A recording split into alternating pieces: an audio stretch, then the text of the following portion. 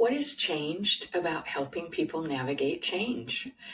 Well, probably a lot, but there's two things that I wanted to point out on this video today. One is in the upper right-hand corner, you can see in this image that research is now showing that the surge in change velocity in organizations is 183%. That's massive by any scale. The other thing that's changed is what we know from neuroscience about how to help ourselves and others navigate change. So where we used to be able to rely on gut feeling and gut instinct, which probably was right a lot of the time, we now have so much more information from the hard science field of neuroscience that we can use to help people. A couple things to point out.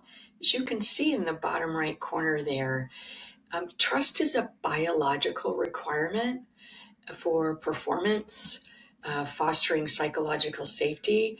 One of the things that is imperative, more than imperative, it's necessary at the beginning of change, is to have a sense of personal safety. Now, you can only determine that individually. I can't decide that for you, and you can't decide that for me. But as you're leading people through change, making sure that you allow time, whether it's an hour or 5 minutes or a day, for everyone just to do what they need to do to come to terms with the change. Once you do that, the part of the brain that's in charge will calm down, and that will help unlock performance, team potential, and all the things that you want to unlock.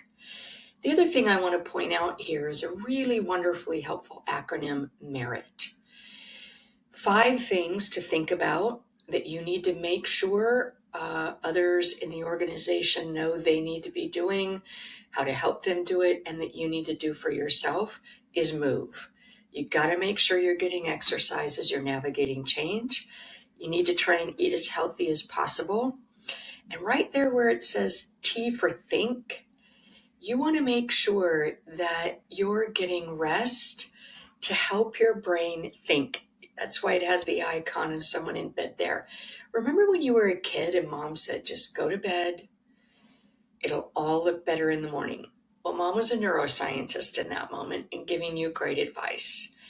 If things get really thick and hairy and change, do everything you can do to get a good night's sleep, because that means the brain can do some things that it can only do during sleep, and you'll have light bulbs going off on how to solve problems that just 12 hours before seemed unsolvable. Make sure that you're interacting with others. You're checking what you think is true against the actual information to make sure that where you're making assumptions, we all do it in change, that you're getting valid and accurate information. And then just rest. Just leave the change alone every now and then. Go do something else, whatever else you like, work on another project, or go gardening, or whatever you want to do. But just let the change kind of sit on the side for a bit. And when you do that, the brain just scurries and hurries along, and you'll be able to integrate a change much faster and with less stress. Thank you, ustack.org, for a fantastic visual.